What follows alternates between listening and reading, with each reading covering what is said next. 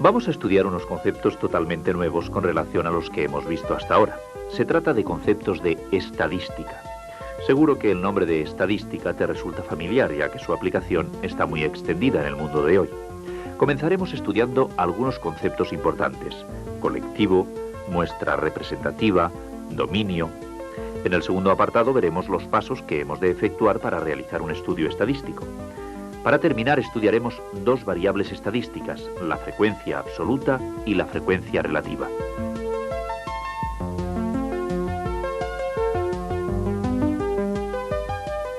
En este primer apartado, como es lógico, veremos lo que es la estadística y lo que estudia: colectivo, características estables.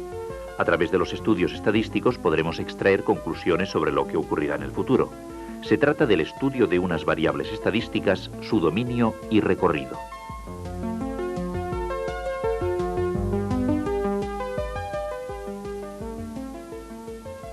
Observa estos dibujos. Se trata de figuras geométricas. Todas ellas son triángulos. Podemos decir que forman un conjunto o un colectivo de triángulos.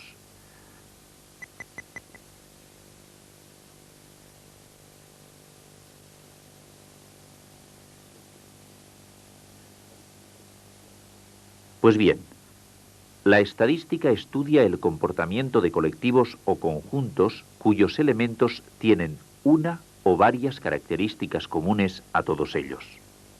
Fíjate que todos los elementos de este conjunto de figuras geométricas tienen características comunes. Todos tienen tres lados, por lo tanto, todos son triángulos.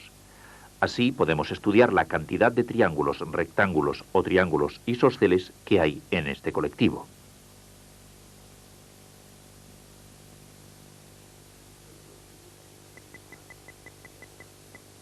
El colectivo también se puede llamar población, grupo, conjunto o universo.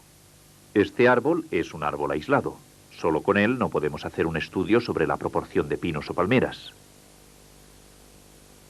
Para ello necesitamos más árboles, por ejemplo, un bosque. Todos ellos forman un colectivo de árboles de los cuales podemos obtener datos para un estudio. Así, en el estudio sobre la proporción de pinos, robles o palmeras, los árboles forman el colectivo la población, grupo, conjunto o universo. En este conjunto de naranjas podemos hacer un estudio sobre el grosor de la piel de las naranjas.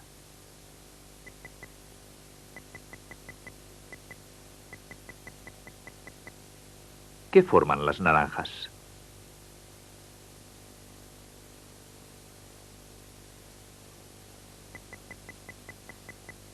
En efecto, las naranjas forman el colectivo, la población, el grupo o el universo.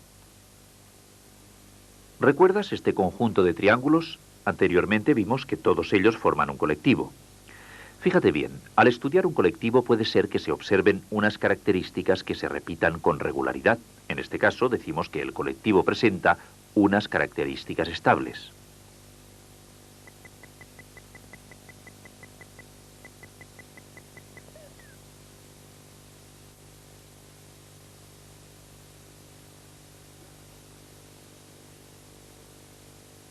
Veamos algunas características de este colectivo de triángulos. Todos ellos tienen tres lados. Algunos son de color rojo.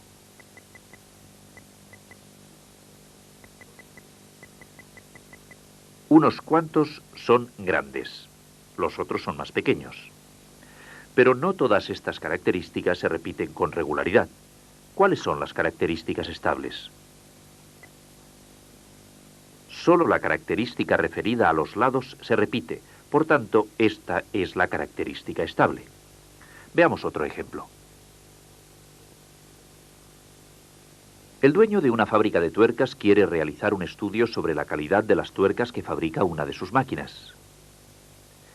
¿Cuál crees que es el colectivo de este estudio?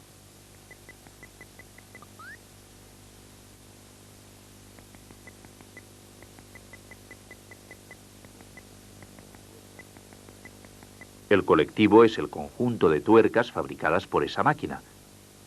Pero, ¿sabes cuál es su característica estable?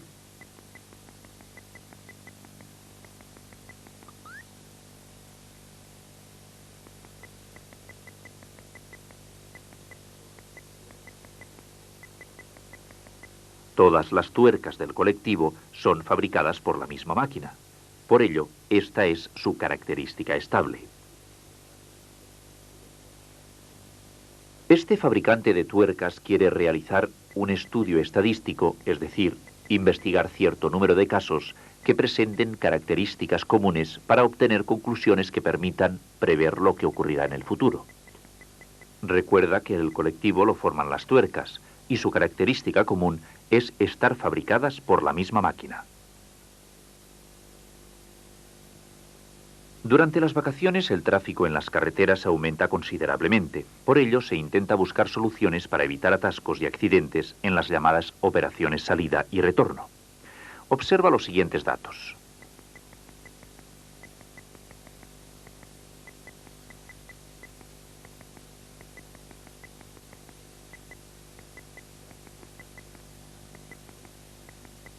Tráfico durante la mañana de los 3 últimos años.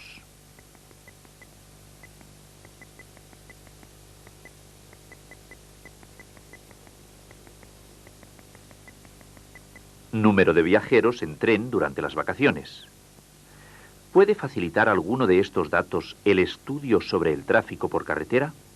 Efectivamente, el primer dato sobre el tráfico durante la mañana puede ayudar a organizar la salida y entrada de las ciudades. Es un dato a tener en cuenta.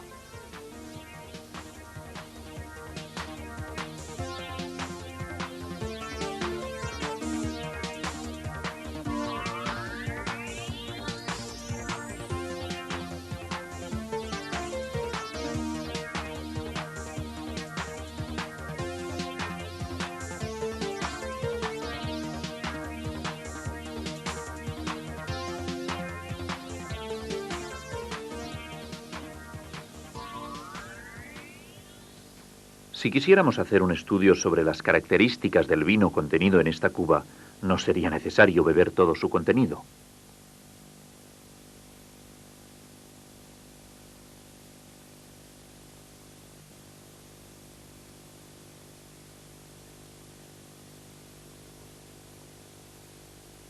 Sería suficiente con beber una copa. Fíjate bien, el contenido de la cuba es el colectivo. La parte representativa del total del colectivo es la muestra.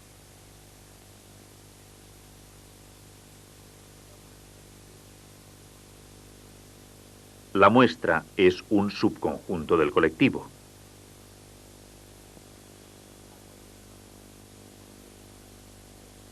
A través de una muestra se puede conocer las características del colectivo al que pertenece. Aquí tenemos un conjunto de cuadrados de diferentes tamaños.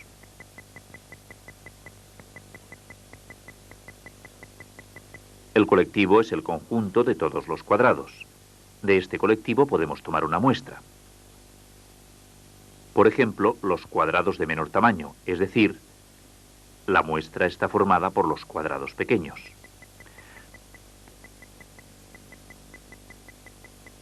Pero podemos cuantificar el colectivo, es decir, expresarlo mediante un número.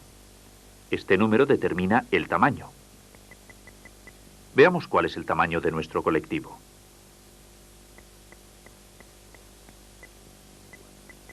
Uno, 2, 3, 4, 5, 6, 7, 8, 9, 10. El colectivo está formado por 10 elementos. Su tamaño es 10. Recuerda que podemos conocer las características del colectivo por medio de una muestra.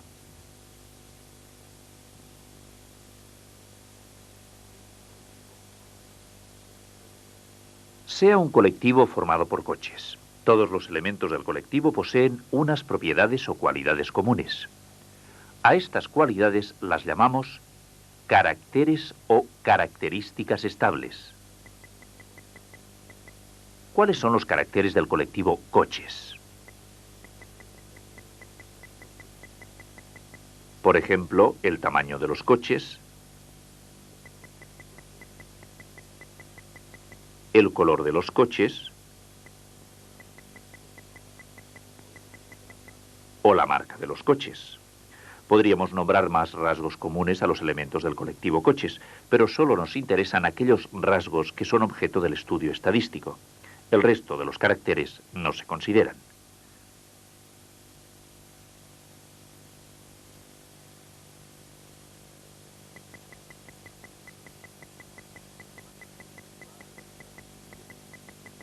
Imaginemos que se va a realizar un estudio estadístico sobre las medidas físicas de los niños de EGB.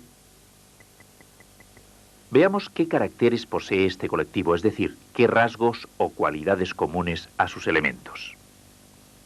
Por ejemplo, la estatura, el color del pelo, el peso,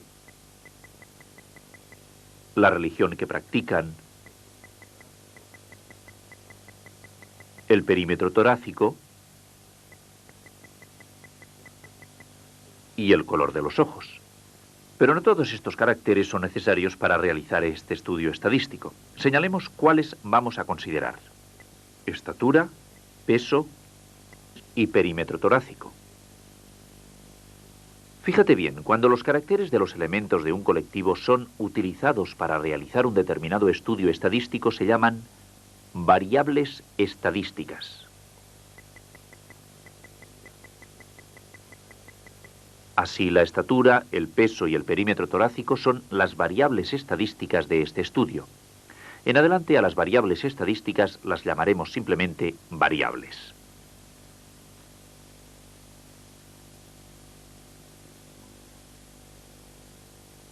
Gracias a los termómetros podemos medir la temperatura de una persona. Esta temperatura es la comprendida entre 35 y 42 grados. Pues bien, se llama dominio de una variable al conjunto de todos los valores que puede tomar dicha variable.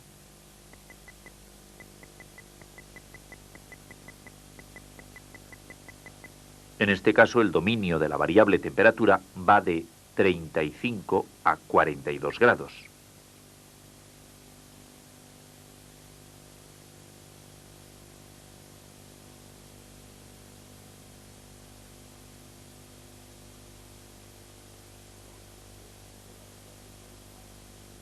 No olvides, pues, que toda variable puede tomar diferentes valores. Estos valores son el dominio de la variable.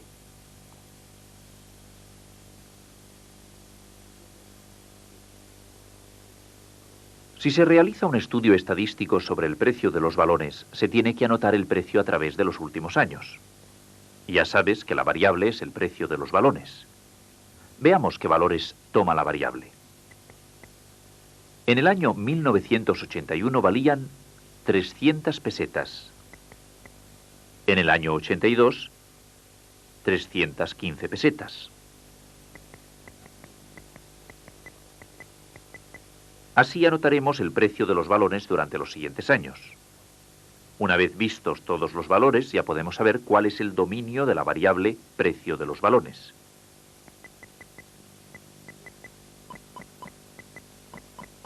Del 300 al 425.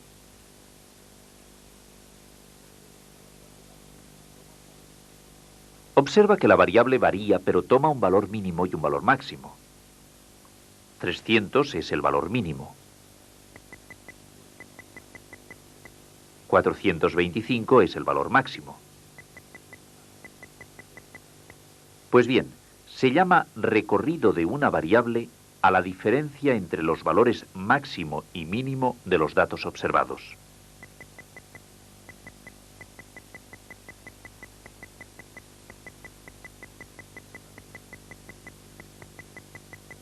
Por tanto, ¿cuál es el recorrido de esta variable? Según la definición, tendremos que restar 425 menos 300. El recorrido es 125. Recuerda que el dominio es la diferencia entre los valores máximo y mínimo de los datos observados.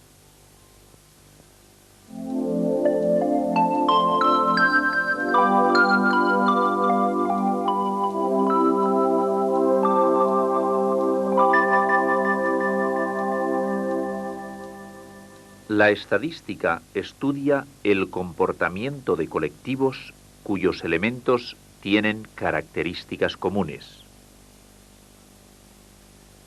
La muestra es una parte representativa del total de los elementos que forman el colectivo. Variables estadísticas son los caracteres utilizados para realizar un estudio estadístico. Dominio de una variable es el conjunto de valores que puede tomar dicha variable. Recorrido de una variable es la diferencia entre los valores máximo y mínimo de los datos observados.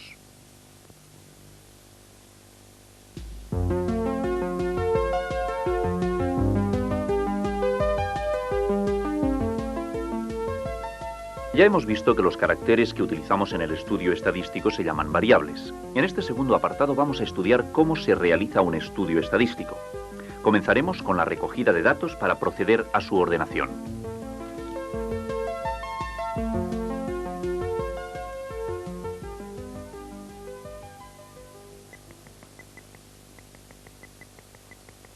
Para efectuar un estudio estadístico necesitamos anotar los valores observados de la variable de un determinado fenómeno. Esto es lo que llamamos recogida de datos.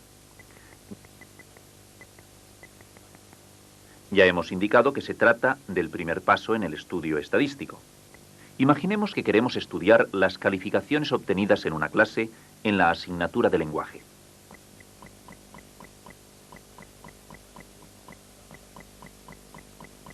Para ello iremos anotando las notas obtenidas por los alumnos, en este caso 12 alumnos, es decir, estamos recogiendo datos. Estos datos se agrupan constituyendo lo que se llama tabla directa de datos.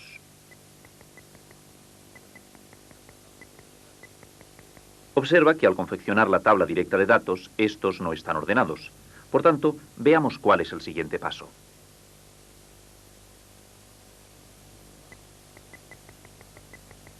El segundo paso consiste en la ordenación de los datos de forma creciente o decreciente, es decir, colocar los datos de menor a mayor o de mayor a menor. En este caso los ordenaremos de forma creciente. Comenzaremos por el más pequeño.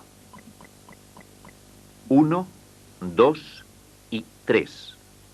Observa que hay más de un 3. Al ordenarlos escribiremos tantos como haya en los datos. Por lo tanto,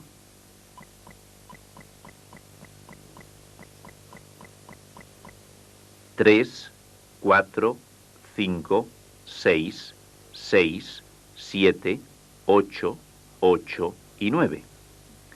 De esta forma, a partir de la tabla directa de datos, los hemos ordenado de forma creciente. Recuerda que también se puede ordenar de mayor a menor, es decir, en forma decreciente.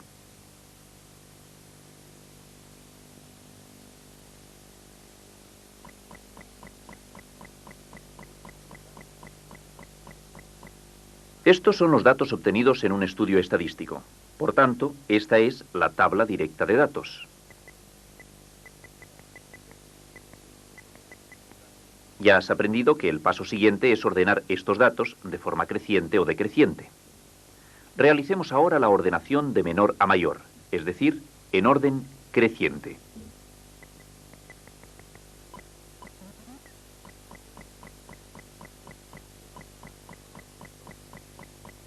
Observa que tanto el valor 2 como el 6 están repetidos, ya que en la tabla directa de datos también lo están. Veamos ahora cuál es su ordenación en forma decreciente. Comenzaremos por el mayor.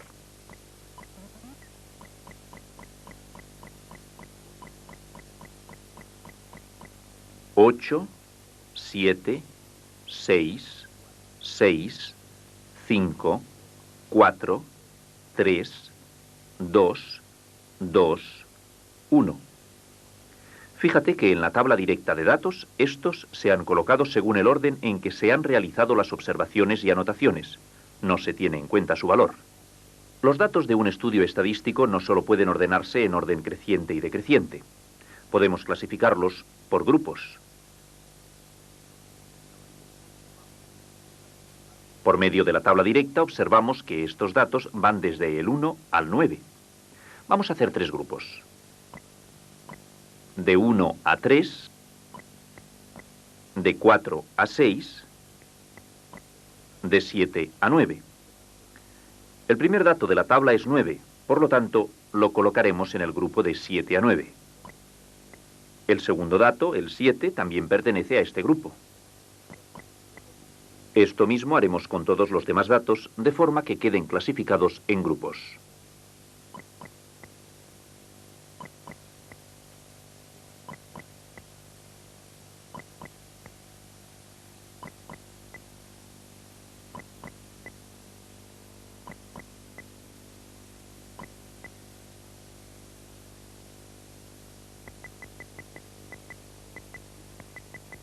Pues bien, cada uno de estos grupos recibe el nombre de intervalo de clase.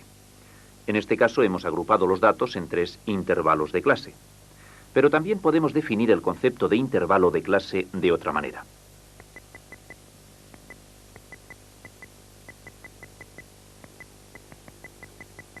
Fíjate bien, se llama intervalo de clase a cada una de las partes en que se divide el recorrido de la variable para su estudio.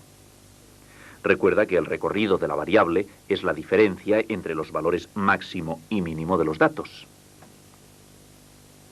Se va a hacer un estudio estadístico sobre las temperaturas en el mes de julio. Por tanto, se van anotando los datos durante 12 días. Estos datos los podemos clasificar en 2 grupos. De 27 a 30 y de 31 a 34. Entre los datos hay un 27, por tanto, lo colocamos en el grupo del 27 al 30.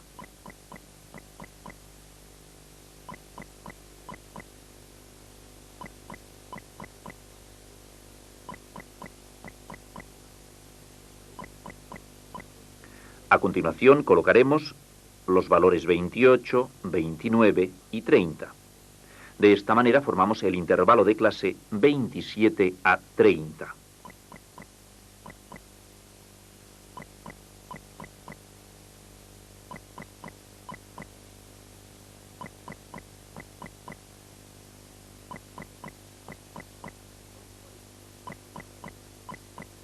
Lo mismo haremos con los datos que aún no han sido agrupados, es decir, los valores del 31 al 34, los que pertenecen a este intervalo. Fíjate en los intervalos de clase.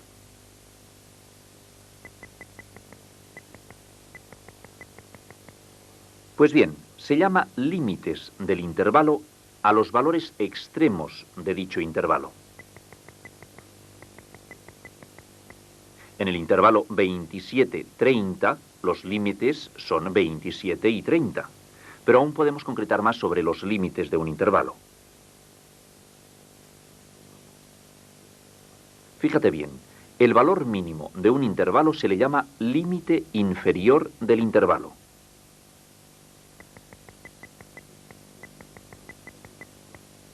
«27 y 31 son, respectivamente, los límites inferiores de estos 2 intervalos. De la misma manera, el valor máximo de un intervalo se le llama límite superior del intervalo. En el primer intervalo, el límite superior es 30.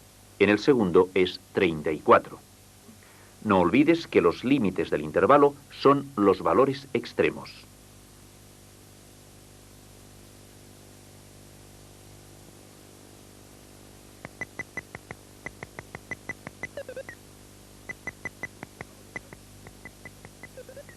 Un intervalo de clase se determina por sus límites inferior y superior, es decir, por sus valores extremos. En un intervalo el límite inferior es 100 y el límite superior es 150. Por lo tanto, el intervalo es 100, 150.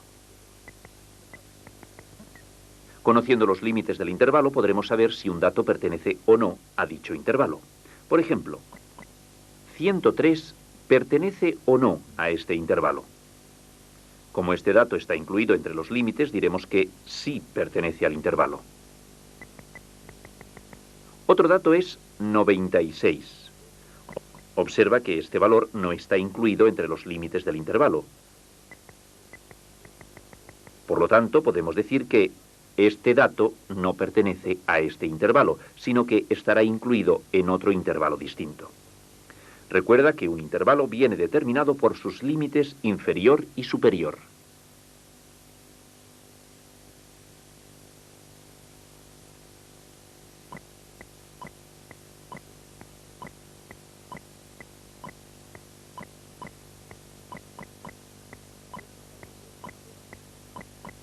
Se han anotado y ordenado las notas de 12 alumnos en la asignatura de inglés para realizar un estudio estadístico. Ahora ordenaremos estos datos agrupándolos en intervalos de clase, en 3 intervalos. El intervalo 2-4, el intervalo 5-7 y el intervalo 8-10. 2, 5 y 8 son los límites inferiores de los intervalos. 4, 7 y 10 son los límites superiores de los intervalos. Conociendo los límites del intervalo, podemos saber los datos que están incluidos en cada uno de ellos. 2, 3, 4 y 4 son los datos incluidos en el primer intervalo. 5, 6, 7 y 7 están incluidos en el intervalo 5-7. 8, 9 y 10 están incluidos en el tercer intervalo. Observa que hay un dato que no está incluido en ninguno de los intervalos. Se trata de 7,5. Este dato, 7,5, no encaja en ninguno de los intervalos de clase. Para que esto no ocurra, se hace coincidir el límite inferior de un intervalo con el límite superior del anterior.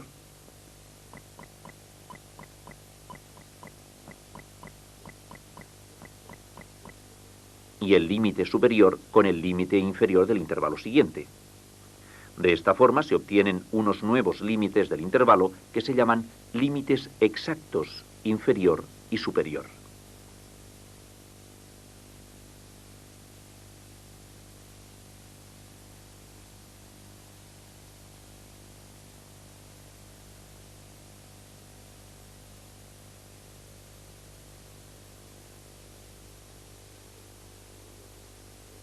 En este caso, el límite superior del primer intervalo, 4,5, coincide con el límite inferior del segundo.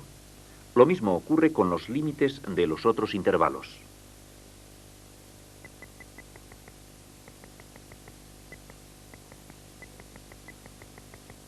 Ahora los intervalos están definidos por los límites exactos, inferior y superior.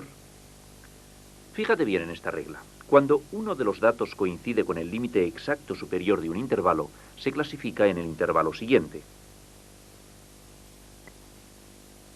Por lo tanto, 7,5 se clasifica en el intervalo 7,5, 10,5. No olvides esta regla. Observa estos dos intervalos. 10 es el límite superior de uno de ellos. El siguiente intervalo tiene como límite inferior el valor 11. Fíjate bien. Para calcular el límite exacto superior de un intervalo, se suma el límite superior de dicho intervalo con el límite inferior del siguiente y se divide entre 2. En este caso, el límite exacto superior del intervalo 1, 10 se calcula sumando 10 más 11 y se divide entre 2. El resultado es 10,5. No lo olvides, se suma el límite superior del intervalo con el límite inferior del siguiente y se divide entre 2. Después de lo que has aprendido hasta ahora, te resultará fácil calcular los límites exactos superiores de estos intervalos. Para ello hemos de tener en cuenta los límites de los intervalos. Observa que los dos primeros intervalos son iguales a los del ejemplo anterior. Por tanto, ya sabemos que el límite exacto superior es 10,5. De igual manera, calculamos los límites exactos superiores de los otros intervalos.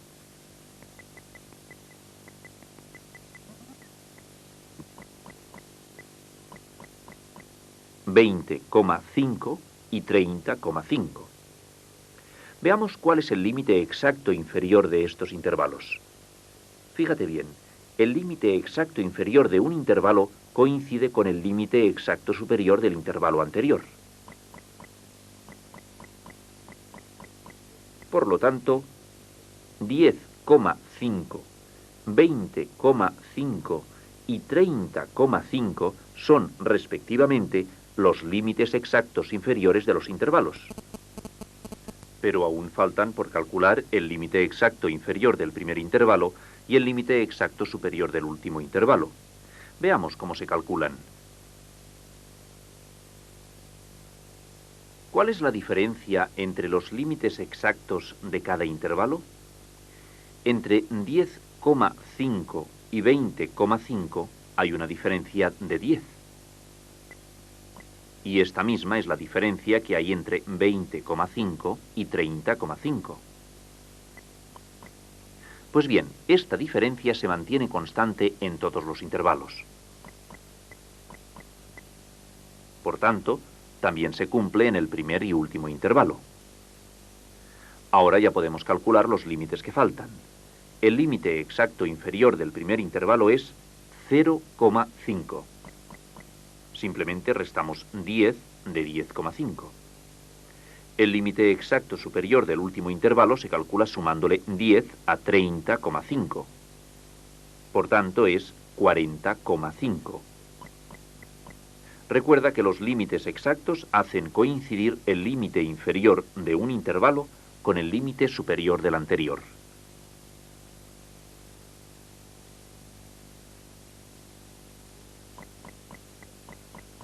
...100 y 150 son los límites exactos de un intervalo.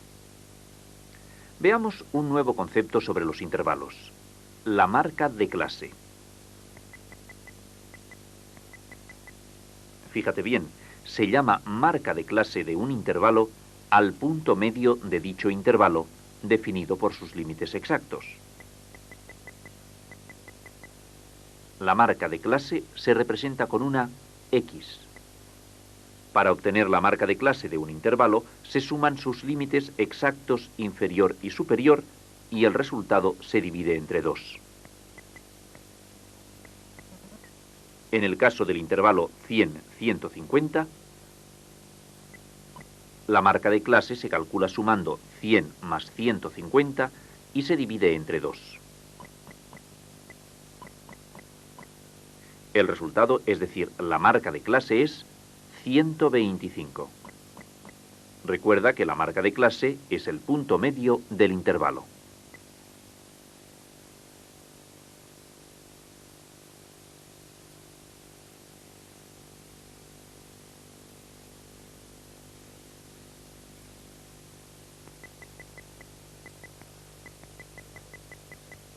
Tamaño del intervalo es la diferencia entre los límites exactos del intervalo.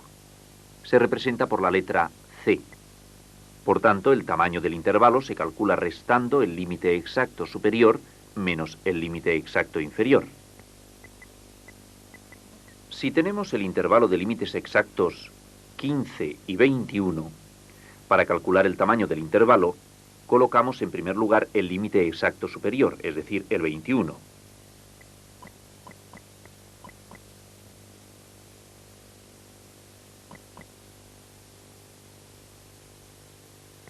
A esto le restaremos el límite exacto inferior. ¿Cuál es?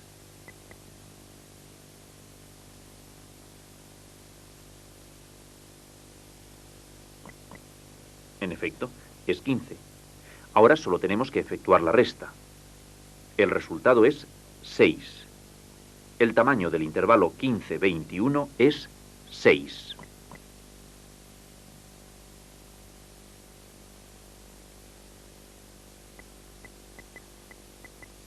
Si conocemos el tamaño de un intervalo y uno de sus límites exactos, podemos calcular el otro límite.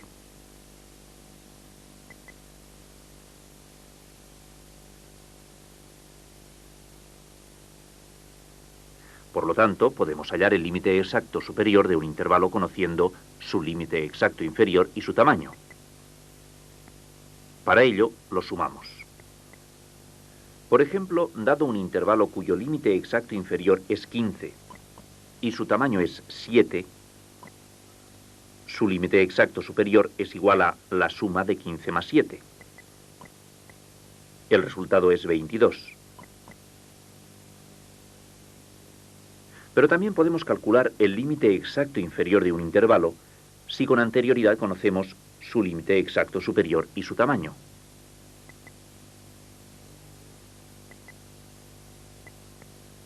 En este caso, hemos de restarlos. Veamos un ejemplo. Un intervalo tiene como límite exacto superior el valor 26 y su tamaño es 8. ¿Cuál es su límite exacto inferior? Ya sabes que has de restar, por tanto el resultado es 18. Es decir, el límite exacto inferior es 18. Ya ves que resulta sencillo calcular los límites exactos de un intervalo.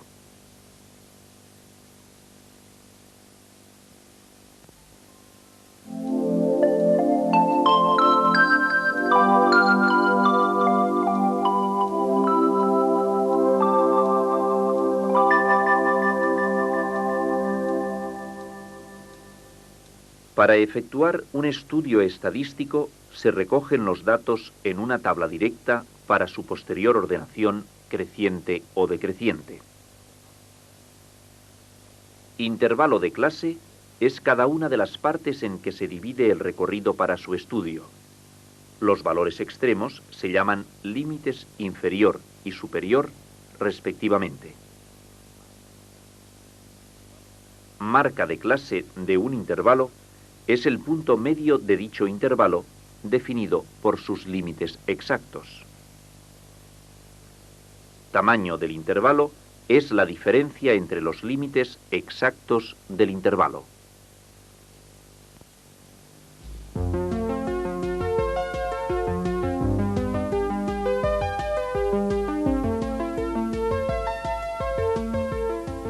Ya hemos estudiado lo que es un estudio estadístico y algunos conceptos relacionados con ello.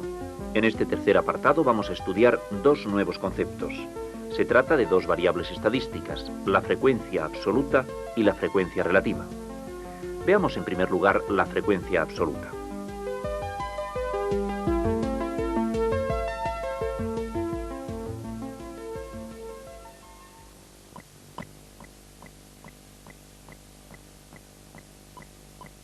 Para realizar un estudio estadístico se han recogido en una tabla directa de datos 12 observaciones. Observa que el valor 2 aparece 3 veces. El valor 3 solo aparece una vez. El valor 4 aparece 2 veces. El valor 6, 2 veces. Y el valor 7, 4 veces. Pues bien, llamamos frecuencia absoluta de un valor de una variable estadística al número de veces que se ha observado dicho valor.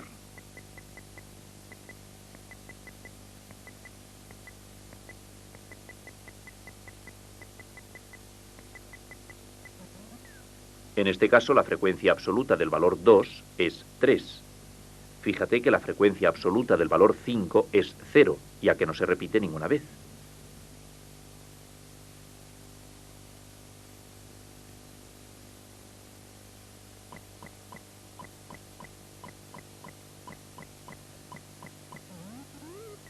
Aquí tenemos una tabla directa de datos en la que se han recogido 15 observaciones. Ya sabes que a partir de esta tabla podemos construir otra tabla de frecuencias absolutas. Para ello necesitamos anotar al lado de cada valor de la variable el número de veces que aparece. Veamos cuáles son los diferentes valores de la variable.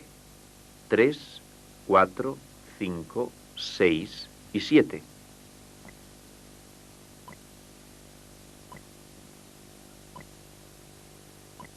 A continuación contamos cuántas veces aparece en la tabla directa cada uno de estos valores. El resultado se anota al lado del valor de cada variable en la columna de las frecuencias absolutas.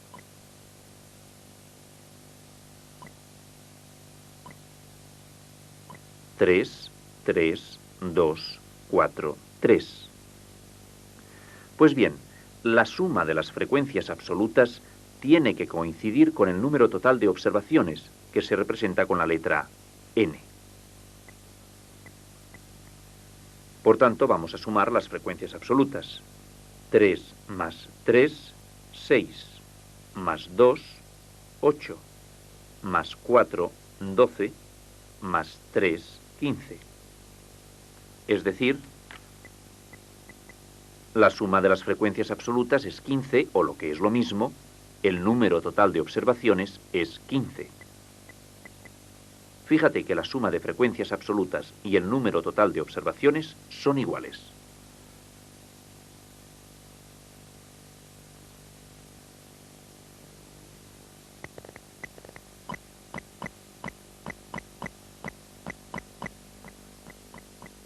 Después de calcular la frecuencia absoluta de una variable, veamos qué significado tiene mediante un nuevo ejemplo. En él aparecen los diferentes valores que puede tomar la variable y su correspondiente frecuencia absoluta. Queremos saber, en primer lugar, el número total de datos observados, o lo que es lo mismo, la suma de todas las frecuencias absolutas. Veamos cuánto es.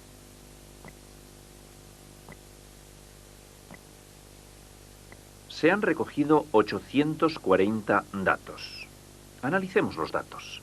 Supongamos que la variable x es el número de hijos de una familia. La frecuencia absoluta del valor 1 es 50.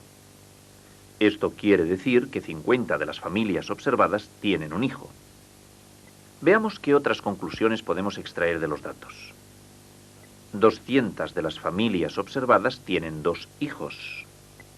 350 de las familias observadas tienen 3 hijos. 240 de las familias observadas tienen 4 hijos. Fíjate que con la frecuencia absoluta del valor de una variable se pueden extraer conclusiones sobre la variable.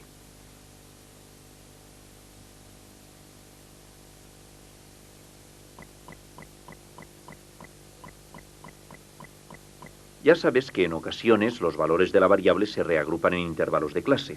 Pues bien, en estos casos se llama frecuencia absoluta de un intervalo al número de datos que pertenecen a dicho intervalo. Observa esta tabla directa de datos. Vamos a agruparlos en 3 intervalos cuyos límites exactos son 1,5, 4,5, 4,5, 7,5,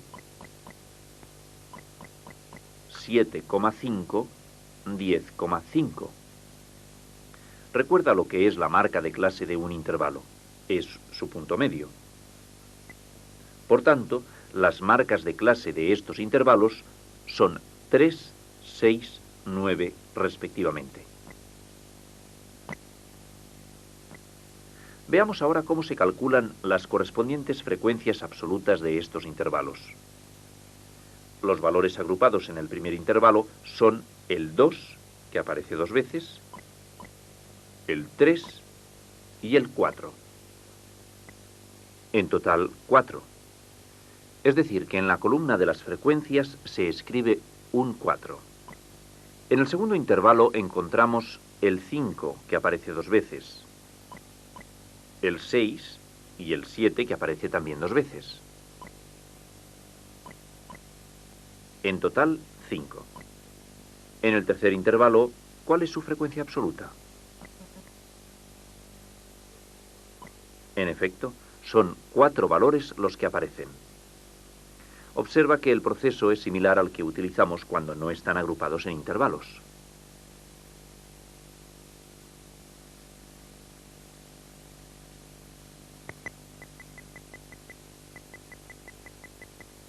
El concepto de frecuencia relativa es nuevo. Veamos este concepto. Llamamos frecuencia relativa de un determinado valor de la variable al cociente que resulta de dividir la frecuencia absoluta entre el número total de observaciones.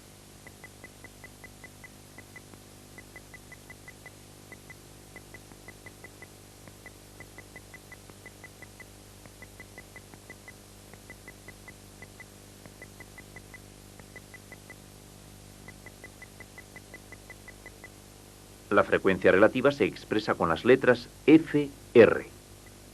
Su expresión es la frecuencia absoluta de una variable dividida entre el número total de datos.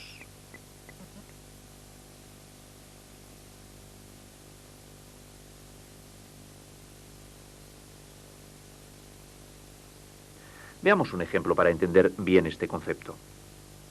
Si en un estudio estadístico se han realizado 100 observaciones y un valor A se ha repetido 5 veces, es decir, su frecuencia absoluta es 5, la frecuencia relativa es igual al cociente entre 5 y 100. Este cociente da como resultado 0,05.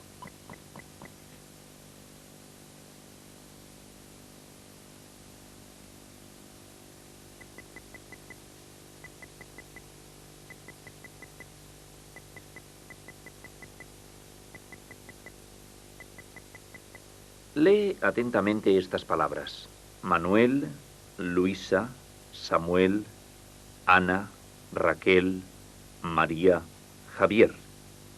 Observa las vocales que las forman. En este estudio estadístico tomamos como variables las vocales. Veamos cuántas veces aparece cada una de ellas en estas palabras. Es decir, calculemos su frecuencia absoluta. ¿Cuántas veces aparece la letra A?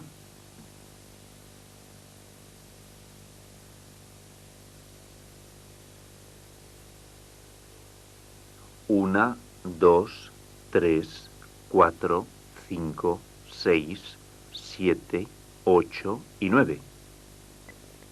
Su frecuencia absoluta es 9. Veamos qué ocurre con la E. 1, 2, 3 y 4. Su frecuencia absoluta es 4. ¿Y la I? ¿Cuántas hay? 1, 2 y 3. Su frecuencia absoluta es 3. Observa que en estas palabras no aparece ninguna O, por tanto su frecuencia absoluta es 0. Por último, la U. ¿Cuántas aparecen? 1, 2, 3 y 4. Su frecuencia absoluta es 4. El número de observaciones total es la suma de las frecuencias, es decir, 20. Ahora ya podemos calcular la frecuencia relativa de cada vocal. De A es 9 entre 20, es decir, 0,45. De E es igual a 4 entre 20, 0,2. De I es 3 dividido entre 20, que da como resultado 0,15. La O tendrá de frecuencia relativa 0, pues no aparece en estas palabras. Para calcular la frecuencia relativa de la U, dividimos 4 entre 20. El resultado es 0,2. Observa los resultados obtenidos. Todos ellos son menores que la unidad. 0,45, 0,2, 0,15, 0, 0,2. Sumemos ahora todas las frecuencias relativas. El resultado es 1, es decir, igual a 1. Fíjate bien y recuerda. La frecuencia relativa de un determinado valor tiene que ser siempre menor que la unidad. Además, la suma de todas las frecuencias relativas debe ser igual a la unidad.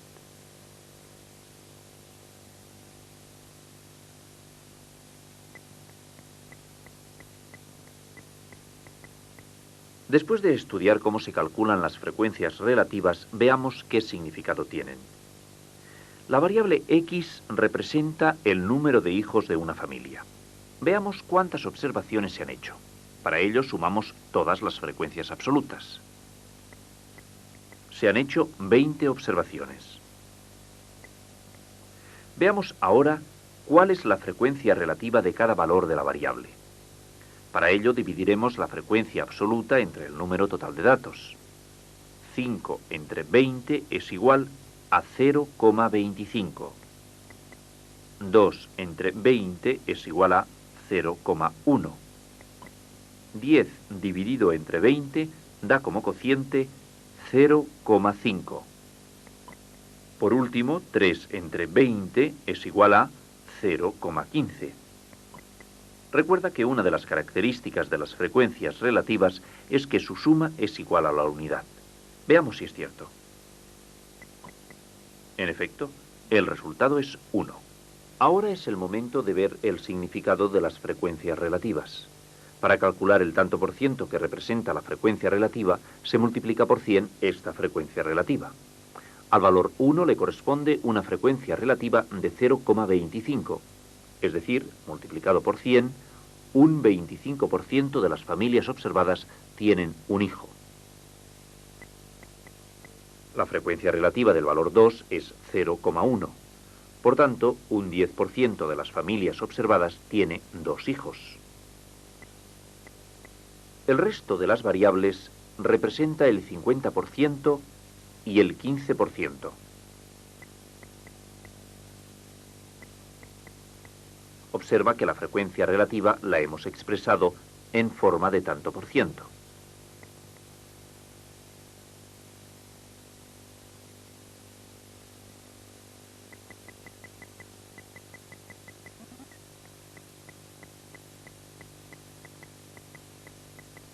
Ya sabes que también se puede hallar la frecuencia absoluta de intervalos, pues lo mismo ocurre con la frecuencia relativa. Pero vayamos paso a paso.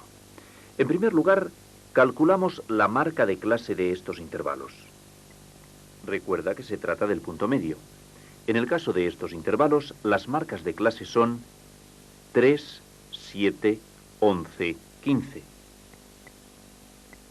Nos falta conocer la frecuencia absoluta correspondiente a cada intervalo. Veamos cuáles son. 5, 5, 6 y 4, respectivamente. Fíjate bien, en el caso de que los valores de la variable se reagrupen en intervalos de clase, la frecuencia relativa de cada intervalo se obtiene también dividiendo la frecuencia absoluta de dicho intervalo entre el número total de observaciones. Esto quiere decir que la frecuencia relativa se calcula de igual manera que hasta ahora. Necesitamos saber el número total de observaciones. Para ello, sumamos las frecuencias absolutas. El número total de observaciones es 20. Ahora ya podemos calcular la frecuencia relativa de cada intervalo. Para el primer intervalo, dividimos 5 entre 20. El cociente es 0,25. La frecuencia relativa del segundo intervalo es también 0,25. El tercer intervalo tiene 0,3 de frecuencia relativa. Calcula tú solo la frecuencia relativa del último intervalo.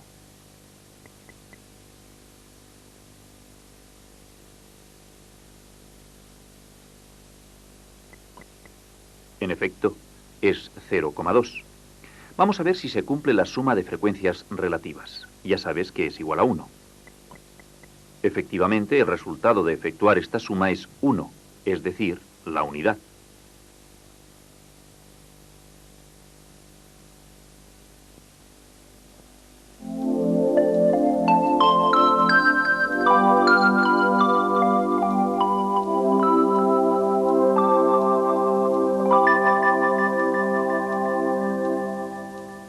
Dada una variable estadística, se llama frecuencia absoluta de un valor de dicha variable al número de veces que se ha observado dicho valor. La suma de frecuencias absolutas coincide con el número total de observaciones. Se llama frecuencia relativa de un determinado valor de una variable al cociente que resulta de dividir su frecuencia absoluta entre el número total de observaciones. La frecuencia relativa tiene que ser menor que la unidad. y la suma de todas las frecuencias relativas es igual a 1.